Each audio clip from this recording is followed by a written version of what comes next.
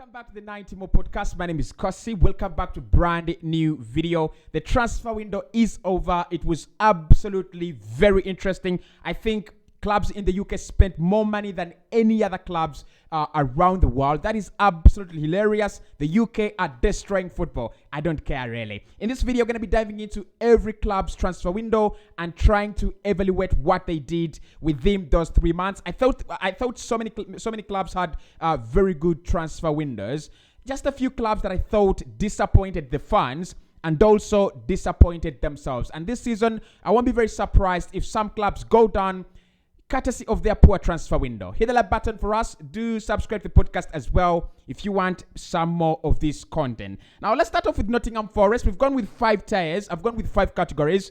I've gone with the superb category, the class category, a good window, a poor window, and a stinker. Now, the stinker being the worst and superb being the best. Number 1 is Nottingham Forest. They brought in over 23 signings this summer. Now, there's so many excuses here. They did lose a couple of players that were very key to their season and their squad and whatnot. But in my opinion, bringing in 21 signings, how are you really going to work with that? How are you going to make them happen? It's going to be a very, very big job for Cooper to make sure that he can get a starting 11 out of the 23 signings, and also just make sure that this team stays afloat. But for me, having 23 signings is better than having none. And I think they have some decent names in there. The likes of Jesse Lingard. He knows the Premier League. He's been here. The likes of the likes of Morgan White.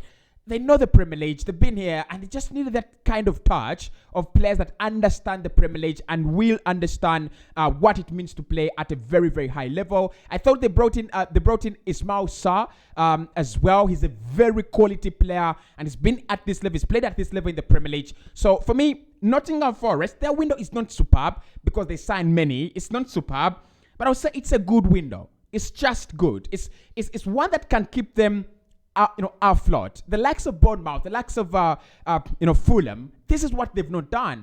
But for me, the fact that they lost so many players, Nottingham Forest, and have responded by spending more than some big clubs around Europe, that is quite a statement window for them. Good signings, good window. I hope it can actually keep them afloat in the Premier League. Now, next up is Wolverhampton Wanderers. Now, Wolves have brought in Matheus Nunes, one of the most sought after midfielders in Europe. Manchester City, Man United, Chelsea, and Liverpool all wanted this maestro from Portugal. They've also brought in Goncalo Guedes. They have kept Pedro Neto and Ruben Neves.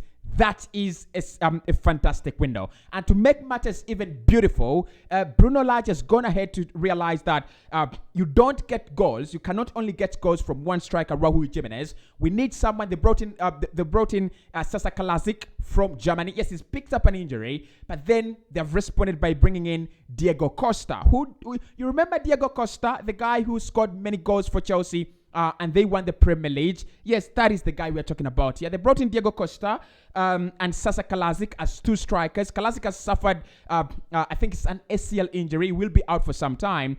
But the fact that they've really balanced their the fact that they've really balanced their transfer window. Yes, they've lost a few players in Leandro Doka and also Conor Cody. Cody is a very, very important player. It was a very important player in their setup. But I don't think they have had a bad window. So I'm going to go. Wolves have had a classy window. To be honest, in my opinion, they've had a classy window. Matheus Nunes adds that kind of creativity that they've been lacking. They're so good at holding the ball, winning it back, and just passing it around. They needed someone who is very, very clever in breaking the lines. That is what Matheus Nunes gives you. And then you need someone to finish off the chances. That is what Diego Costa is good at. That is what Sasa Kalasic is good at as well. So, in my opinion, they've had a very good window. They've replaced every player they've lost this summer very well. And they've also made some good money, selling the likes of Morgan Gibbs-White to Nottingham Forest for a recorded 40 million. That is an absolute steal. Yes, the guy is talented, but 40 million. Wow. That is good business by Wolverhampton Wanderers. So I think they've had a classy window, honestly. Unless I'm misusing the word classy. Chelsea up next. They've really, really brought in so many players. They are the highest spending club in the UK. They have spent over 250 million pounds. That is around 300 million euros in this market, just to sack the manager. I didn't understand that by Todd Boehly, but he said the club needs a new beginning. Hopefully, hopefully Chelsea under Graham Potter will have a new beginning. But the likes of Fofana, coming in, the likes of Kalidou Koulibaly coming in, the likes of Pierre-Emerick Aubameyang, they needed a proper goal scorer. Pierre-Emerick Aubameyang really gives them that. Raheem Sterling is a superb signing. I think he really, really works out very well for Chelsea. Then for Fofana as well, losing Rudiger and Andreas Christensen, it's not very easy to replace those two. But bringing in Wesley Fofana and Kalidou Koulibaly, that is fantastic. I think Chelsea, overall, yes, they've not really dealt well with the midfield situation. I don't think Denis Zakaria is what they wanted or they needed, after all, in that midfield. But I don't see how Chelsea goes below a classy window as well. So I'm going to say Chelsea have had a classy window. I think one or two more signings to make it superb. I think if they had gotten a number 10, a person very good at dribbling, someone who can, break through the line, someone who's very, very good at, exchanging those, passes, just like Cesc Fabregas. If they brought in a player in the profile of Cesc Fabregas, the window would have been superb. But for me, they've really done very well, Chelsea. Bournemouth, then they've had an absolute stinker. The manager, Scott Parker, talked about it before he was sacked, that at this level, you need to have the tools, you need to have the minerals, you need to be backed. And he wasn't just backed. I'm so ashamed of football that such a manager like Scott Parker brings Bournemouth, a stinking Bournemouth, to the Premier League. He's then sacked after losing 3 games to Arsenal, Manchester City, and Liverpool. It's an absolute stinker. It's really an absolute stinker. For me, Bournemouth, they've just not done enough at this level. They've just not done enough to keep them afloat. And in my opinion, I will be very surprised if they stay up in this. They have some quality players, the likes of Philip Billing, the likes of Dominic Solanke, but it is not good enough. It's just not good enough. And their window has been an absolute stinker. Tell you what, let's talk about Arsenal then, because Arsenal, they've really had a very, very good start to the Premier League this season under Mikel Arteta, and one of the reasons is they've had a superb window. Now, agree with me, disagree with me, this is the shirt and that is the badge. Arsenal have had a superb window. It's not all about how many signings you bring in. It's not about how expensive your signings are. It's all about, are you bringing in the players that you definitely need? Are you occupying are these players occupying the areas where you are in need? And that is what Arsenal have done. A superb striker in Gabriel Jesus, one that has been at Manchester City, is a winner and understands the Premier League and understands Mikel Arteta's philosophy as well. Alexander Zinchenko is a revelation of his signing, and the likes of Fabio Vieira are just gonna get better. So for me, Alexander Zinchenko, Fabio Vieira, and Gabriel Jesus, they're just revolutionary signings. William Saliba just looks like a new signing for Arsenal. Yes, a few, look, for me, for Arsenal, a few more signings would have made this window even better, but I cannot see them below superb. They've really, really done well in terms of addressing their priority areas. A winger and a defensive midfielder plus a central midfielder, all those positions are still lacking. And if they can deal with that in January or probably in the next summer, Arsenal are set to have another beautiful, superb window. Now let's talk about Brentford as well. Brentford, in my opinion, they've really done well in this window. I don't think they're a club that you will say have had a classy window. But again, their window is not below average. So let's give it Brentford a good window. They brought in a number 10. I thought they just needed that more kind of creativity. It was always going to be very difficult to replace, to replace Christian Eriksen. That is the problem. When you lose a player like Christian Eriksen, how do you replace him? The experience he brings to the club, the creativity, that is so irreplaceable. But for me, they've done really well. They've really done very well. And keeping Ivan Toney is one of the A+ decisions in this window any club has actually done, this summer. So for me, they got into the good category, but I think they could have done slightly a little bit better. They have lost their head manager in Graham Potter. That is the bad part of the window. I mean, if you consider that part of the transfer window, then that is the bad part of the window. But Graham Potter had really made some good signings for them, especially Billy Gilmour. Now they did lose Yves Bissouma, but for me, I think the signing of Billy Gilmour just makes everything absolutely calm down. So Brighton, their focus was, can we keep our most important players? Can we stand our ground? The likes of Sanchez in goal, the likes of Caicedo, Liverpool were all over him, Arsenal were all over him, Manchester United were all over him. Can we keep the likes of Caicedo, Mwepu, Trossard, McAllister? Can we keep all these players intact? They've lost Cucurella, and I think that is a problem for them to deal with. They've lost Yves Bissouma, but with Caicedo, I think they're really going to feel any hurting when it comes to Yves Bissouma. So Brighton, I think they've really not improved their starting 11. They've slightly improved. They've slightly improved their squad, but the quality they lost, and you look at the quality they brought in, good window, but not good enough. So I'm gonna put them in the poor category. Just because their starting 11 is not affected, I don't think, for me, if they had brought in a very formidable striker, I had thought they would fight for the signature of Eddie Nketiah. I thought Eddie Nketiah would have been a very big revelation. I'll put their signings do not improve starting 11, but their sales weaken their. And now that they don't have Graham Potter, it only justifies my actions to put them in category poor. So Brighton, poor. Crystal Palace lost. Was a very, very big signing for them on loan last campaign, and he was one of their best players. Now, Crystal Palace, who have they actually brought in that you will feel is a revelation? Yes, Cheick Doucouré to replace Conor Gallagher is a very, very wonderful signing. But in my opinion, no, I'm not convinced about Crystal Palace. And when you think about what they want to do under Patrick Vieira and the kind of statements they want to make, they should be backing this guy. The guy has already showed them that this is what I can do. If you can back me, if you can be behind me, I'm going to be a wonderful manager. They've just not done it. Stinker.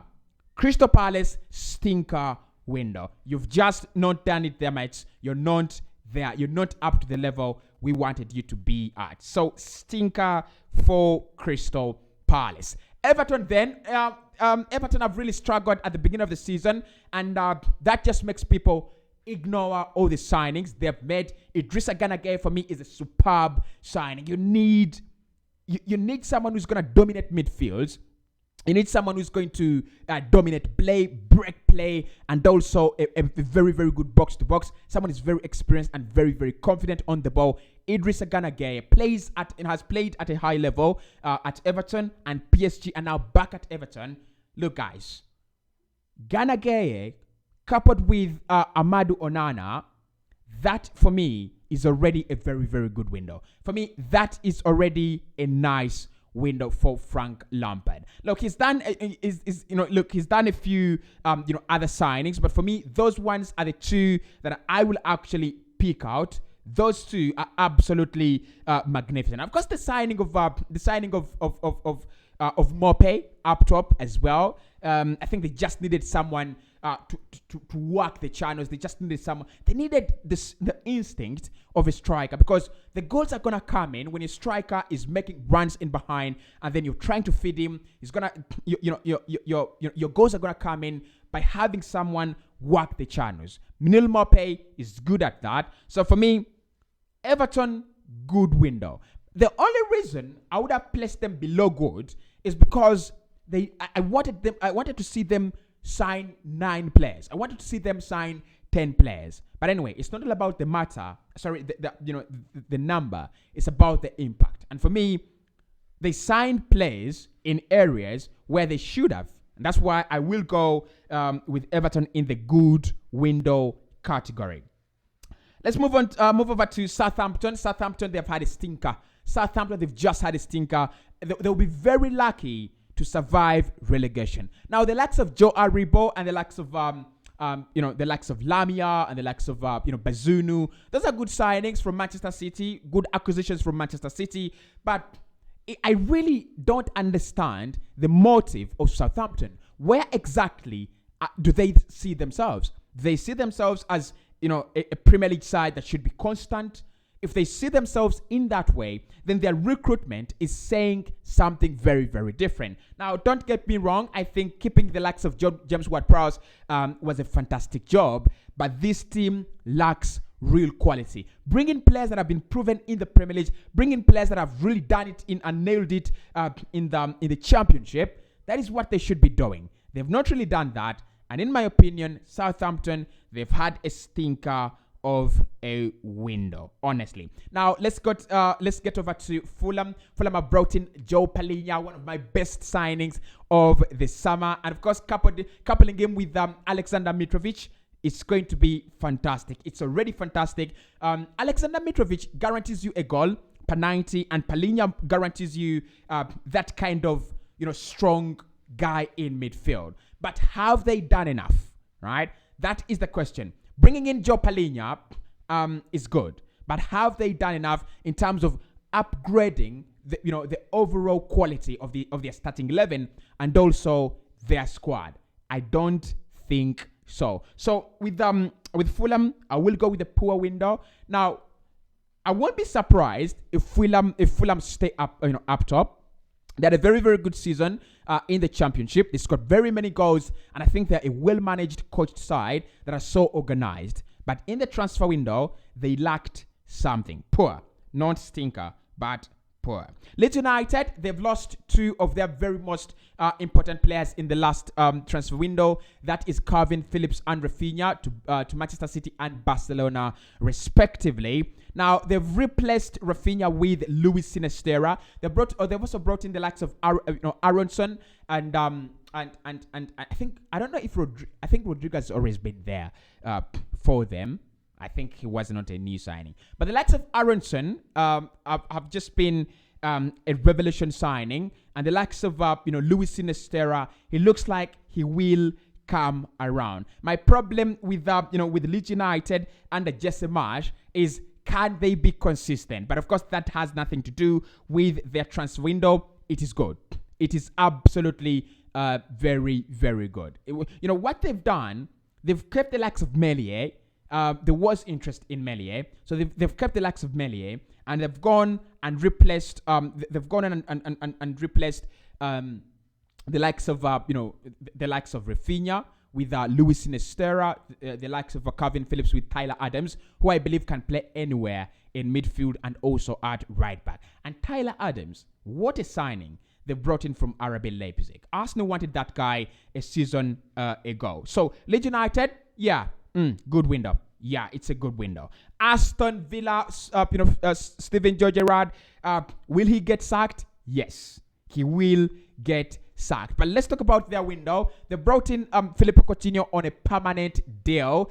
That only is a Steven Gerrard signing, and that was the first step towards showing we are going to back this manager. We will back him. They brought in the likes of Leandro Dendoncker. They have kept Douglas Luiz against interest from Arsenal. I think they've really done well in this window. I do not think they needed so many players, in my opinion. Adding Leandro Dendoncker, adding all these Filippo Coutinho's, it's just adding icing sugar to the cake. It's already a cake. You're just adding, a sweetener. And I think, the signing of Diego Carlos would have been a very, very good one. The fact that he's picked up an injury, that is very unfortunate. But for me, they have addressed every area they should have. And also Boubacar Kamara on a free, that is a wonderful signing. So for me, they've had a classy window. Yeah, they've had a classy window. Depending on how these players perform, and how the manager uses them, that is not the concern of this video. The concern is on the quality of the signings, and I think it is a classy window for Aston Villa. Leicester City, stinker. It's a stinker window, Leicester City. What are they thinking about? What are they doing? They've lost Fofana, they lost Kasper Schmeichel, and replaced him with one of the worst goalkeepers in the world of football. In the history of football, Ward is one of the worst goalkeepers in the history of football. It's a stinker window. I don't need to say much about Leicester City. What are you doing, mate? What are you doing? Go out in the market. You have around 80 million for Fofana. Go out on deadline day and make some sensible signings. You're losing every game. You're losing every challenge on the pitch. Can't you see that? I think the manager must be 100% gutted and disgusted with this, with the performance of the team. But the window was an absolute stinker. Nothing more, nothing less. Liverpool, absolute stinker, guys. Liverpool, this was an absolute stinker. Let's all agree. Now, I think Liverpool's focus was a midfielder. Yes, they lost Sadio Mane, and that makes the window an absolute stinker. You lose Sadio Mane. You've not really tried to replace him the way you should have. Then you've gone and brought in a Darwin Núñez for 80 million, who I think will actually eventually come around. What about the midfield? Thiago, he cannot run the midfield up, all the time. You cannot have, Fabinho work on his own. And the likes of James Milner are never going to be there for you all the time. So in my opinion, Liverpool needed at least 3 midfielders. They brought in Fabio Carvalho. That was good, but they needed an extra 2 midfielders. They've not done. You look at them, they're so disorganized. They're an absolute shambles. It's a stinker of the window. Yes, they didn't get Aurelien Tchouameni. That is no excuse for not signing in anyone else. So it's a stinker from Liverpool. It's a stinker, and Liverpool fans will agree with me on this one. Manchester City, then it's a superb window. Erling Haaland, 10 goals in 6 appearances in the Premier League. Superb signing. But I think what is superb about Manchester City is that they've spent a lot of money on the likes of Calvin Phillips, Erling Haaland. I don't remember the likes, the rest, but of course you have the likes of Julian Alvarez as well. But they've also made some important exits and departures.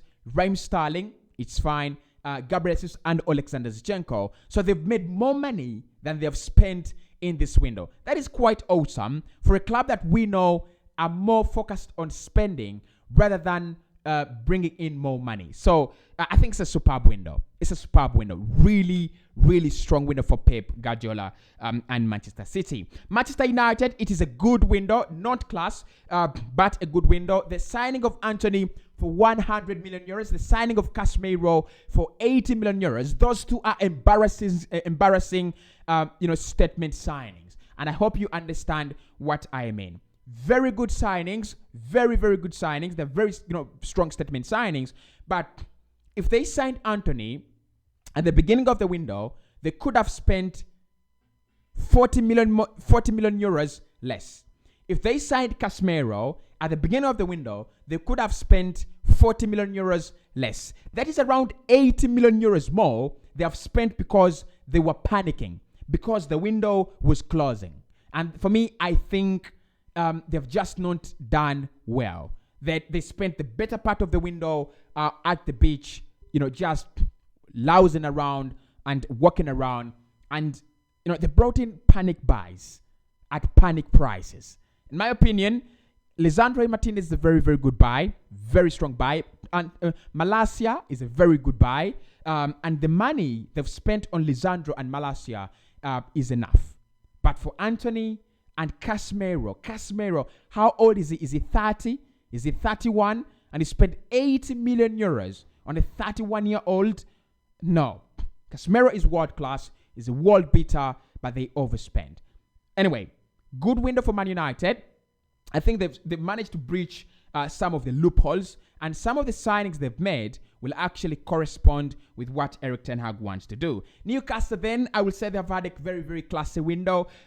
With Newcastle, you have to look at them in the lens of, does it improve on the current situation? Because all they have to do is to keep on improving this squad day ounce by ounce, day by but day by day. And I think Alexander Isak, what a signing! Jeez, what a signing! Nick Pope, what a signing! Guys, we need to give these guys respect. Steven Botman, what a signing! And nobody talks about these signings. Yes, they wanted to get in the likes of I think did they want to get in Matthias Kuncha, and then they failed, and then they also wanted to get in a couple of other players from Watford and the Championship, and I think time didn't allow. But for me, those three signings: Botman, Nick Pope, one of the best goalkeepers in the UK, and Alexander Isak. Those are statement signings. Those are big signings. It's a classy window. Spurs, what can I say? Now, I remember watching Statman Dev, and he makes a very interesting point. He says Spurs have improved have improved well on their squad, but not on their starting 11.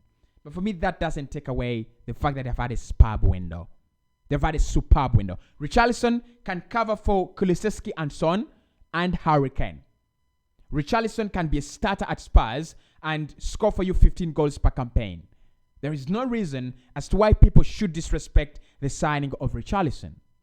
And, the signing of players like Jed Spence, the signing of players like, Perisic, it's a superb window by Spurs. It's a superb window. Nothing more, nothing less. And finally, my boys at West Ham, David Moyes, bringing in Scamacca and also bringing in Lucas Paqueta. Those are two signings I wanted at Arsenal Football Club. Those are two players that I wanted Arsenal to sign this summer. And the fact that they've just gone to West Ham makes me feel like they've had a very, very good window. But anyway, the profile of Lucas Paqueta is a good one.